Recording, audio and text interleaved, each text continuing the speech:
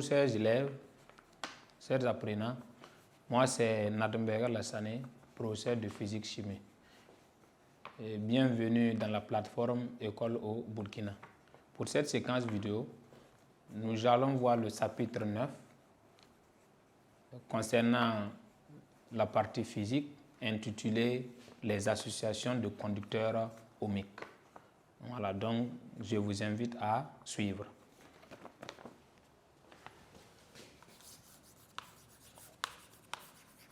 Chapitre 9. Les associations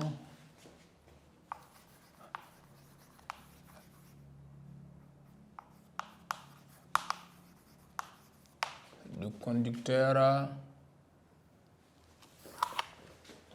ohmiques.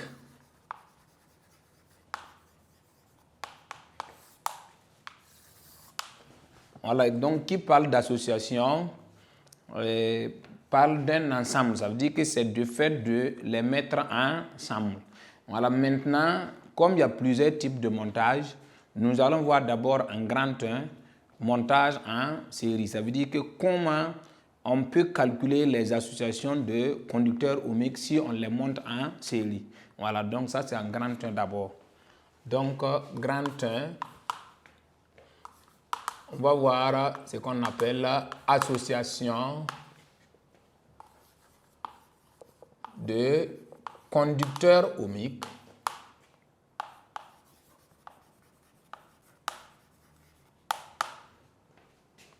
en série.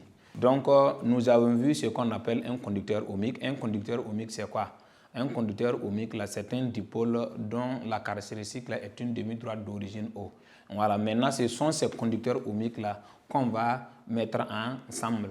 Maintenant, pour le grand 1, on va les mettre en série. Ça veut dire monter en série, là, c'est placé de la sorte que c'est les brancher de telle sorte qu'ils se trouvent sur la même branche ou bien sur la même ligne. Voilà. Maintenant, quand on les monte en série, on va essayer de voir comment on peut calculer, comment on peut trouver une résistance qui est équivalente à ces résistances-là.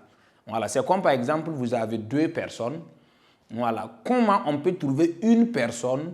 Maintenant, cette même personne-là est équivalente maintenant à ces deux personnes. C'est ça en réalité. Donc, si on a par exemple deux résistances montées en série, c'est quelle résistance on peut avoir de telle sorte que cette résistance-là représente en même temps les deux. C'est ce que ça veut dire. Voilà, donc nous allons réaliser d'abord un montage comportant deux résistances R1 et R2. Maintenant, comment on peut trouver une résistance qui est équivalente à ces deux résistances-là? Donc, je vous invite à suivre. Voilà, donc ici, soit le montage suivant.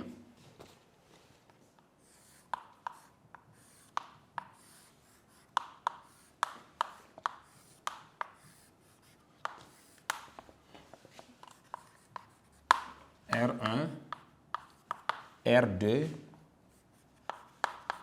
maintenant l'intensité grand I, on va placer un point A, un point B, un point C.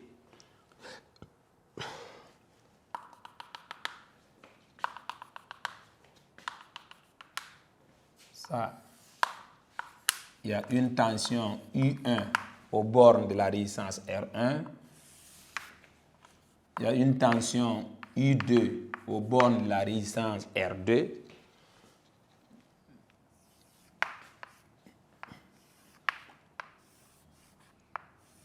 Voici une résistance RE. Quand on dit E, ça veut dire équivalent. Ça veut dire qu'une résistance, un point A ici, un point C ici. Maintenant, c'est toujours la même intensité I. Et puis maintenant,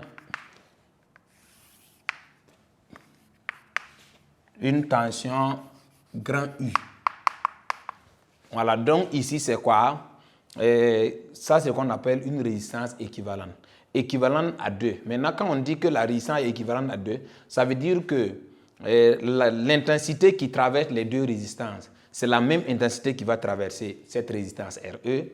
La tension U1, U2, comme les résistances là sont montées en série, ça veut dire que U1 plus U2 représente en même temps grand U. Ça veut dire que la tension au bornes de l'ensemble ne doit pas changer. Et puis l'intensité qui traverse également les deux résistances là ne va pas. Normalement, l'intensité aussi ne change pas. Donc, quand on parle de résistance équivalente, c'est trouver une résistance qui est équivalente à ces deux résistances-là, de telle sorte que l'intensité et puis la tension restent constantes. Ça veut dire que ces deux valeurs-là ne doivent pas changer, c'est ce que ça veut dire. Maintenant, on peut appliquer avec la loi des tensions, si U représente les U1 et puis U2, pourtant R et la résistance R1 et R2 sont montées en série, donc on peut dire que grand U est égal à U1 plus U2. Ça, c'est la première des choses. Maintenant, on applique la loi d'Ohm. La loi d'Ohm dit quoi? Aux bornes de grand U. La loi d'Ohm aux bornes de grand U, puisque la loi d'Ohm dit quoi? Que U est égal à R fois I. Donc, aux bornes de grand U, là, ça donne RE multiplié par I. Donc, ici, on peut dire que RE multiplié par I est égal à U1 plus U2. U1 n'est rien d'autre que quoi? R1 multiplié par grand I, puis c'est la même intensité qui traverse, puis les deux là sont montés en série. U2 également, puisque c'est U1 plus U2, donc U2 c'est plus R2 multiplié par I. Voilà, donc ici, on peut mettre grand I entre I en facteur, donc on retrouve I facteur de combien? R1 plus R2. Donc ici, RE multiplié par I. Maintenant, pour ceux qui maîtrisent les formules mathématiques, savent qu'on peut simplifier les I. Donc, on se retrouve quoi? RE est égal à R1 plus R2. Donc, voici ce que vous devez retenir. Ça veut dire que si les deux résistances là sont montées en série, pour trouver une résistance équivalente qui représente, ça veut dire pour trouver, quand on parle de résistance équivalente, c'est une résistance qui représente en même temps les deux. C'est ce que ça veut dire. Donc, ça veut dire pour pouvoir trouver une résistance équivalente maintenant à ces deux résistances-là, il suffit de faire la somme. Voilà, donc si, par exemple, si on vous donne l'information que R et R2 sont montés en série, si on vous demande de calculer la résistance équivalente, ça veut dire que sans réfléchir, on prend les deux et puis on fait la somme. Voilà, donc un exemple, si je prends par exemple R1 est égal à 10 ohms, R2 est égal à 30 ohms, si on vous dit que, on vous donne l'information que ces deux résistances-là sont montées en série, et que de déterminer la résistance équivalente RE, donc RE directement ça donne R1 plus R2, donc ça donne 10 ohms plus combien? 30 ohms. Donc ça donne combien? 40 ohms. Ça c'est ce qu'on appelle la résistance équivalente maintenant à ces deux-là. Si ces deux-là sont montés en série, c'est important. Voilà, si c'est monté en dérivation, vous allez voir que cette formule n'est pas applicable. Voilà, donc ce qu'on doit retenir, quand les conducteurs là sont montés en série, pour calculer la résistance équivalente, il suffit de faire la somme. Voilà, donc c'est ce qu'on peut retenir pour l'instant.